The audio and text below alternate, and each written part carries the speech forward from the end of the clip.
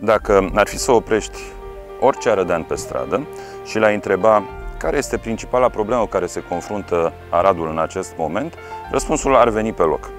Investițiile în sistemul sanitar, cu alte cuvinte, sănătatea arădenilor. Ei bine, aici în subcetate vom construi un spital municipal nou. Un spital cu 800 de paturi, cu mai multe secții, cu obstetrică, ginecologie și neonatologie, pentru că este absolut evident că lucrurile nu pot continua în felul acesta. Orice mămică a născut în maternul Arădean știe cu ce te confrunți atunci când mergi acolo să aduci pe lume un copil. O clădire revendicată, o clădire care arată mai degrabă de ev mediu decât de secolul al XXI-lea, un lucru pe care trebuie să-l oprim și să punem ceva în loc.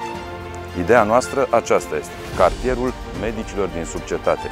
Nu doar spitalul, ci și un campus cu locuințe pentru medicii pe care dorim să-i atragem la Arad și să-i transformăm în arădeni, să-i convingem să rămână aici la Arad pentru a deservi acest spital nou, cu spații de recreere, cu supermarket, așa cum ar trebui să arate cu adevărat un cartier dedicat medicilor arădeni.